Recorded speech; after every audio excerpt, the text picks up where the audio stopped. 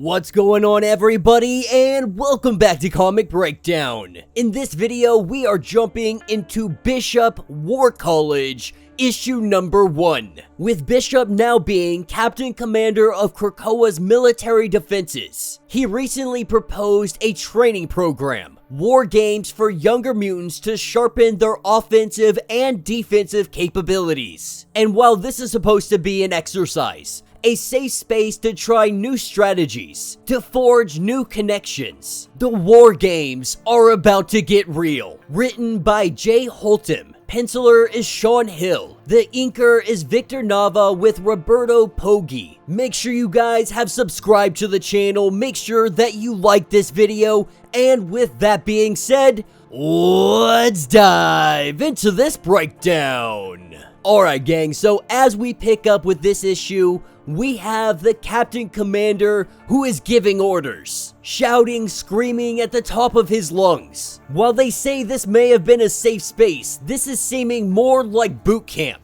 As these young mutants train, we see them one at a time, having Aura Charles' flight and psionic energy powers. There is armor, psionic exoskeleton armor, Cam Long enhanced senses and reflexes, Surge electrical absorption powers, and then of course a mass, a relatively new mutant that has come from the way past millions of years ago in the mutant society that existed known as Threshold. If you want to learn more about them, you're gonna have to go check out the Marauders. But we have our mutants training with great effort, over and over and over again. That is when Cam Long says timeout, that they have been going at this all day, that they need a break. When Bishop tells them again, they decide that they're done, that they have been doing this all day and they're not going any further. Now Bishop trying to do the whole drill sergeant thing, saying that when the time comes, Orcis isn't going to take it easy on you. They're not going to give you a break. When they come to burn this place down, there will be no timeouts. And the only one that kind of agrees with him is Amass. But Amass comes from Threshold. They were at constant war. He understands fully what it means to have you guys completely wiped out. But as all of these teens, they take off, this is when Dani Moonstar comes out of the woods. She had been eavesdropping and she goes on to say that Surge has a point. But Bishop always expected some kind of whining. He does believe that they're gonna come back. That's when Moonstar really starts to lay into him, letting him know that these young mutants, they're mad, they're annoyed. But Bishop really doesn't care. This is when Dani says that she checked with all of the other war captains. They all had a discussion, and they think that he is taking this too far, that this has gone on long enough. He has been training these kids for weeks. He gets one more day with the group, and then it is time to move on. As the tensions get a little bit high, Dani Moonstar goes on to say that she's not gonna be bullied by him, and this stops Bishop in his tracks because he asks if he is being a bully, not recognizing that he was in fact being one, and he doesn't want to be portrayed in that light. And so Bishop goes and he sits on the beach, thinking to himself that there's just not enough time. For Bishop, this is hard to swallow. He comes from a future where they were hunted on the daily. He wants to prevent that from happening. Sometimes this gets the better of him. Sometimes he only thinks about the mission. But he knows that these young mutants need more time. When Bishop finally does leave the beach, what we see are the Von Strucker twins, the children of Baron von Strucker, the white supremacist Nazi Von Struckers, the ones that also happen to be mutants. But they have made their way on the island, and they are here for something. That is where we see Aura and Cam Long, the two of them discussing how this is just so difficult, how Bishop isn't listening to them, he's being too hard, so on and so forth. Really, they're just venting to each other. But Aura also lets it be known that someone eventually is going to come. They always do. While Bishop is kinda being a jerk, they also need somebody like him. They need the protection. They all need to protect one another. That is what takes us to Armor and Amass. The two of them sitting down just having conversation. What we are seeing is those bonds being forged. The team is slowly coming together, even if it is them coming together because they don't like Bishop. But this is where we pick up with Bishop and Tempo. Bishop has come to ask for a favor, and while she doesn't necessarily want to do this, she is interested in seeing how this will work. Not sure how long she'll be able to hold it for. It is going to be something very unique when we do see it. Picking up the next day in the early morning, we have Bishop, who is waking up from a nightmare, surrounded by skulls, surrounded by death. He fears the future that is going to come. It haunts him every single night. He is dedicated in doing what he has to do to save Krakoa, no matter what the cost. This is what takes us to the beach. Our 5 young mutants, they are ready to go out on their last mission, their last training exercise. He goes on to tell them that he comes from a future where mutants are hunted, they are murdered, they are exterminated. Being a mutant, being alive, was a constant fight. He came here to keep that from happening. Going on to say that if he is harsh, if he pushes too hard, if he drives them crazy, it's because he wants them to live. He is making sure that that happens. That is what takes us deep into the roots of Krakoa, a labyrinth, a maze that is deep underground. This goes all the way down to the very bedrock of the ocean. As our young mutants make some Luke Skywalker and D&D jokes, the first thing they come across is Wrong Slide. Sucker punching some of them, catching them by surprise. They say that this wasn't fair, of course Bishop saying that it's never going to be fair. That is when Tempo steps out. Using her powers, we see her create a giant bubble around all of them. She has created a time bubble. These few seconds, they're going to loop and fold in on themselves, which means in this bubble, time continuously repeats itself. And so he is going to train them until they cannot move. They gave him one more day. He found a way around that. He can sit in this time bubble forever. As our young mutants are fighting against Wrong Slide, that is when there is a giant explosion. We see the Nazi twins come in, and they have Orcis along with them. Bishop knows exactly who the Fenris twins are. Recognizing who is here, the twins and Orchis, he tells all of the young mutants to run. As the Orchis machine shoots out Blight Swill, a liquid that temporarily takes away mutant abilities. Bishop and Tempo doing what they can to hold them off while the kids make their escape. But then there is some kind of energy. Not really sure what this is, but Tempo is no longer in control. The two of them get caught up and there is a flash and then they are gone. All of the young mutants had been hit with the Blight Spill. All of them are powerless. Now they are on a mad dash to get to the surface and let somebody know what is going on down here. That they are being attacked from beneath. We have Bishop, who is waking up after everything that happened. Alright gang, so we are picking up with Bishop, the man who's traveled across time and space more times than he can count. He has watched his dearest loved ones die over and over again. He has won wars and he has lost wars. He has seen the rise and fall of empires. He thought he had witnessed it all. That, of course, is until he arrived here. He arrives in an all-black X-Men universe. From Jean Grey to Cyclops. As Bishop gets up to his feet, Jean Grey and Cyclops, they try to talk to him. But Bishop is very disoriented. He doesn't know where he is, he doesn't know what is going on. When Jean tries to say that her name is Jean Grey, Bishop immediately says that this is not Jean Grey. You are not Jean Grey. As Bishop goes to pull out a weapon, Cyclops goes in. We have Jean Grey trying to use her powers to calm Bishop down, but he is resisting her. And so Cyclops does what he does best. He points that visor and he shoots, not recognizing that this gives Bishop the boost that he needs. When they recognize they messed up, it is already too late. A heavy blast of energy comes straight out of Bishop, Jean Grey using her powers to block it. This is where we see more of the X-Men show up, having Angel, Iceman, and a dreadlocked Beast. They get ready to take on Bishop.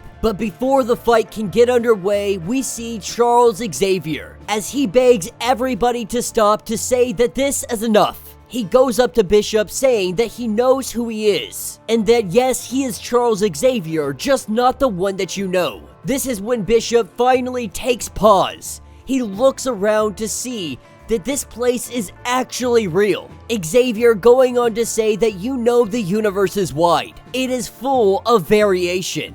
And while Cyclops and the others, they're very concerned about Bishop. He is the one that attacked first. Xavier knows that he is meaning no harm to them. This is where we have the arrival of Lucas Bishop, the Bishop of this timeline. But the Bishop of this timeline doesn't seem to be as superpowered as the Bishop from 616. He doesn't appear to be one of the X-Men or anything of that nature. In this timeline, he appears to be a teacher, not a warrior, not a time traveler. That's what takes us to the Fenris twins underneath Krakoa. They have been drilling day and night, being hired by Orchis to come down here and do this all underground. They have been in communication with Moira, and they are letting Moira know that they had some complications. Moira lets it be known that Bishop and the others must be found, that you have to go take them out. If they get up to the surface and find out what is going on, all of their plans will be ruined. And so as they go on a search, we pick up with all the children, or I guess you could say young teens. They are trying to find their way out of here, and not a single one of them have their powers. And we see that the tensions are very much rising between all of them. This is when a mass lets it know that it is the Blight Swill. He has studied the properties and it has a very powerful effect. They must have altered it in some way. It has dampened some of their powers and made others like Tempest erratic. Not knowing where her and Bishop ended up, they keep on moving down the tunnel so that they can let somebody know what is happening. But all of them are unsure on exactly what they should do. Some of them want to go back and fight. Others want to get to the surface and warn everybody. Now, the logic here is that Bishop has been training them all of this time for exactly this situation. The only problem, not all of them have their powers and abilities. While they try to figure out what they're gonna do, what their plan of action is, this is where the twins arrive. A giant blinding light, and almost instantly, we see all of these kids taken down. And in the blast, we have Cam Long that is absorbed into a mass unable to control his powers. He swallows up Cam Long and they become one, going after the twins, grabbing hold of Andreas. He also gets absorbed into them, now having the twin, Cam Long, and a mass all into one. This giant monster goes after the last twin. She raises up her gun and she takes a shot. Alright gang, so as we dive into this issue, we are on Earth 63. We are at the Quiet Council chambers. Both of our bishops standing before the Quiet Council. This is where Charles Xavier, he goes ahead and they share histories. They are learning about Bishop's Earth, while Bishop is learning about theirs. Past, present, and future. They are coming to understand exactly who our Bishop is. After the Quiet Council has seen the world that Bishop comes from, they wonder how he could live in such a place. In a world with so much pain and cruelty. It's no surprise to them that Sinister is a jerk in all universes. Emma Frost, seeing that she was white, absolutely shocking her. But Bishop is only caring about finding Tempo, about finding Heather Tucker. But on this Earth, Tempo is not on Krakoa. On this Earth, she is not a mutant. And so now Bishop is concerned that he might not be able to get home. As we jump back over to Earth 616, we are at Orchis Station, as Moira has a conversation with Fei Long. They are discussing the situation with the Strucker twins, but they need them right now because they are trying to dig into Krakoa. What they are trying to find is the pit. That is because they want to release anybody who is down there. But we all know that Sabretooth and the others, they have long made their escape. More than that, the blight swill that they have been spraying all over the place. This is weakening Krakoa. It is driving Krakoa insane. But this is all building up for them to do their final strike. One final blow, and the mutants will lose everything. As we jump underground in Krakoa, we see that Andreas has been absorbed into a mass, a gigantic monster, but his sister sits here ready to fight, pulling out a knockout gas grenade. She detonates this, throwing on her gas mask, and Amass and the others are completely knocked out. Now having two of these kids prisoner, they continue their work. They continue to drill.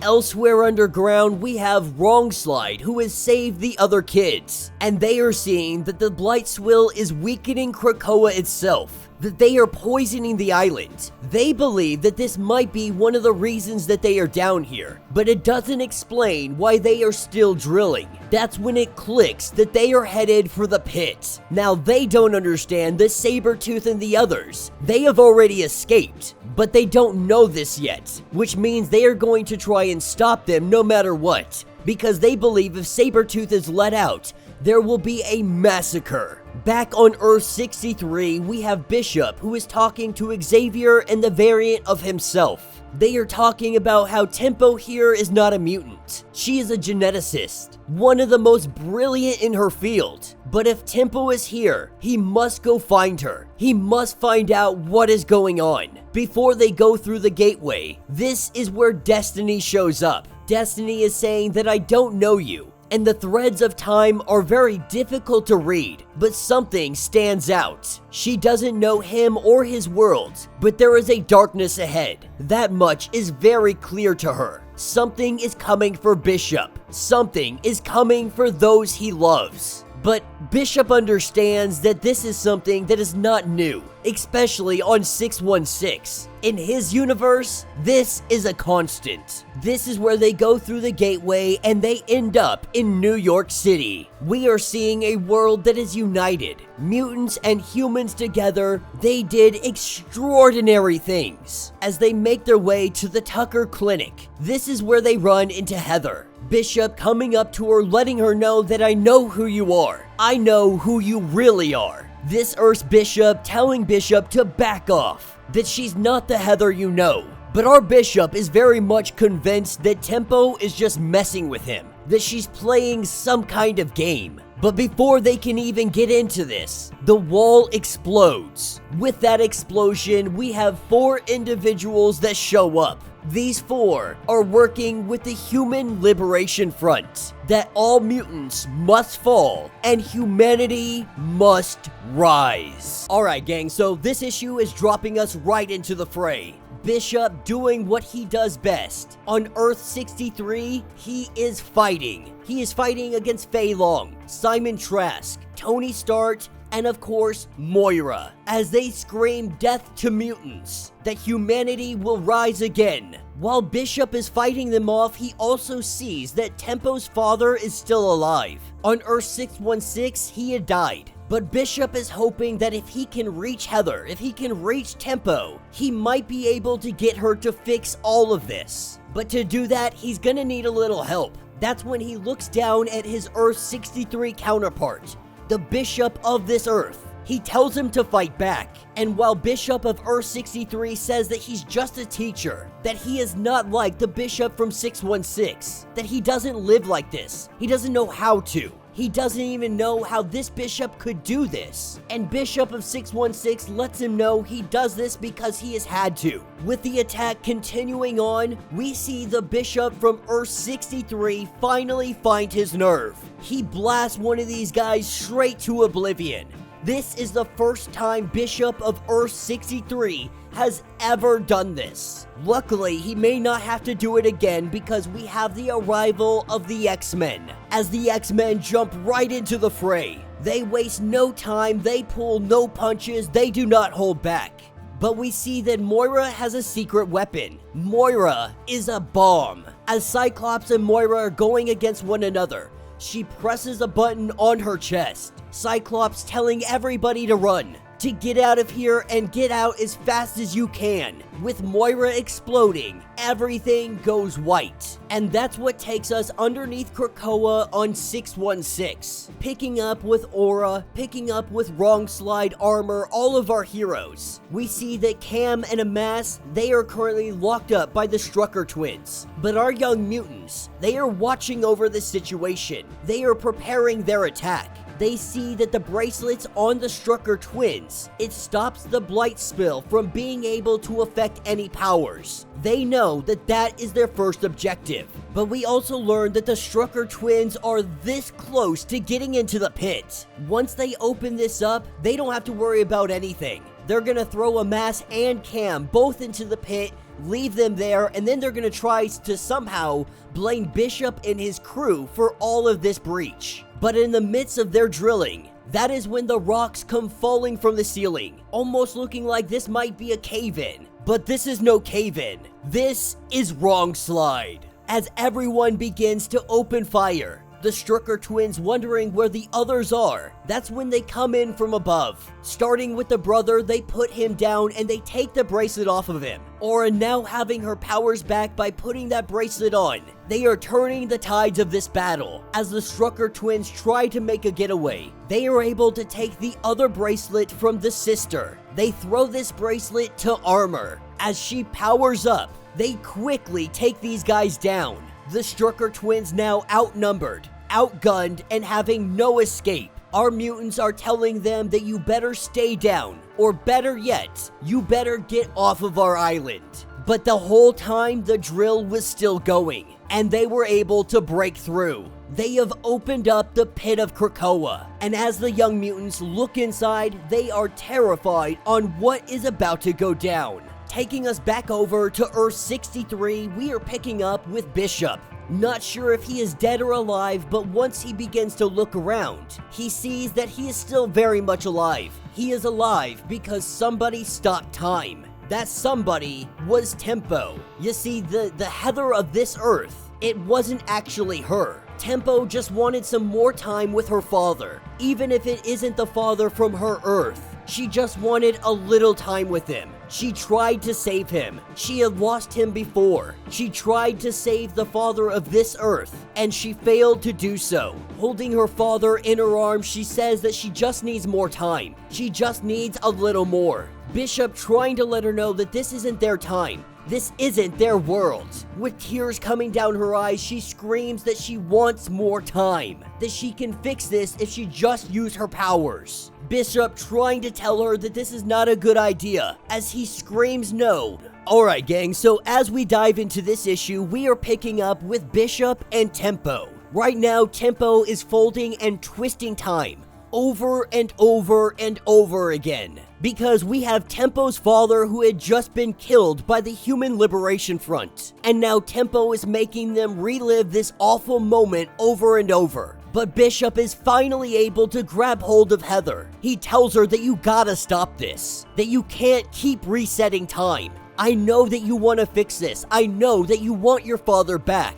Now, when they got stuck in this timeline, she saw that her father was alive. At least in this universe. And she knew that she had a chance to be with her father, even if it were for moments, to hug him, to hear his voice. The Heather from this timeline is safe in her bed at home, and Bishop is telling her that you know we cannot stay here. This is not our world, and this is not our fight. And while this universe does look like it's a little bit better than ours, they still don't have peace. And Bishop can't help but feel that they're a little bit responsible for what is going on here. In some way, in some fashion, all of this destruction, all of this fighting, it follows them. With Tempo finally recognizing that it is time for them to go, she uses the Blight Swill, recreating the energy that got them here in the first place. And we see the two of them head back to 616. And with their return, they are immediately thrown into the fray. With our Nazi twins seeing them, they immediately attack Bishop. Bishop finding it odd that they're even attacking him because they're just powering him up. With Bishop's counterattack, he hits him with a heavy blast. When Tempo goes to use her powers, we see that something happens. She almost instantly falls out of this fight. But lucky for them, they got all the students that are there to fight with them, destroying the machine, taking down the twins. They may have been able to open up the pit, but they're not getting inside, at least in a matter of speaking, because as we see this fight progress on, they throw both of the twins into the pit. With the twins now being stuck inside of Krakoa, we have the arrival of Magic, coming in a little bit late, missing all the fun. As our heroes discuss what really went on, we get a small glimpse of the pit as the twins try to figure out exactly what's going on. This is when they run into Sinister. But Sinister's not happy to see them. Not only is he stuck in this mind prison, but he's now stuck in here with some Nazis. As we are taken to the Bloom, we are taken to Fei Long. And right now, he's a little disappointed. They weren't able to do everything they wanted to with the pit. But that doesn't mean that they didn't gain any knowledge from this. They gained some valuable information. They now know who is in the pit and who is not in the pit. And with this information, this is going to give them some real power. More than that, if Sabretooth is on the loose, if he's no longer in the pit, that means that there is a mutant out there that is probably murdering people. This will only help Orchis. It helps with their propaganda campaign. The worse they can make mutants look, the better. As we pick up a little bit later that evening, we are picking up with Tempo and Bishop.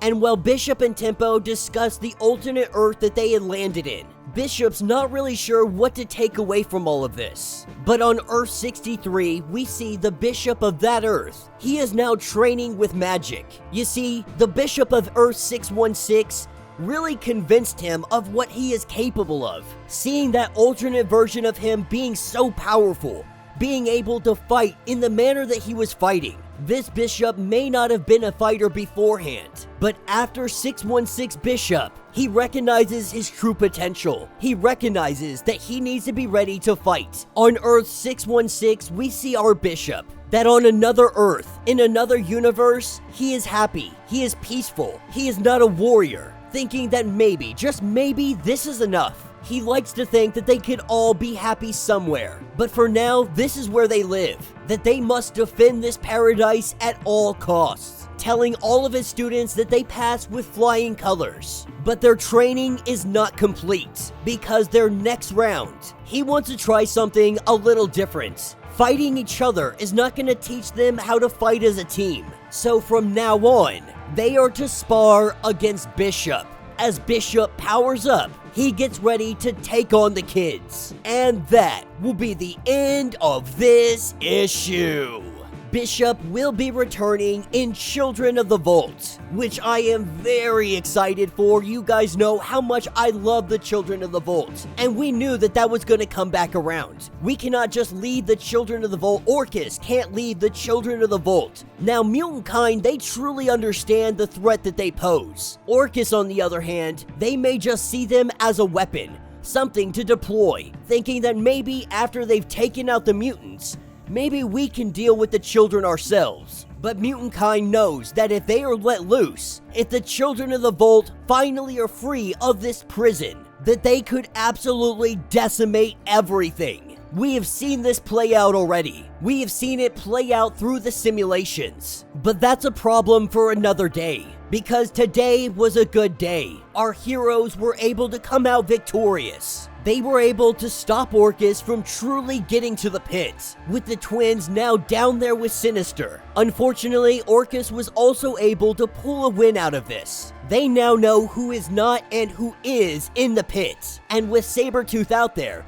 they don't know the full extent of what Sabretooth and the Exiles have been up to, but we do. Sabretooth with his variants. It appears that they have been making their way towards Krakoa. They have been making their way towards Wolverine. And while Wolverine may be the main target of Sabretooth, he is not the only target, because Sabretooth is coming to bring mutant kind down to its knees. We have seen time and time again the odds stacked against mutant kind. And with the fall just on the horizon, The stakes have never been higher. The Quiet Council being splintered, Orcis amassing power, pushing propaganda. And while the odds definitely look stacked against the mutants, they still have some secret weapons in their arsenal, and the fight for survival has never been greater. So let me know your thoughts, let me know your theories, if you would like to get completely caught up on everything going on with this series. Be sure to check out the link in my description as well as the top of this video. It will get you completely caught up on everything going on with this series. If you would like to support the channel, you can always do so by joining the channel membership.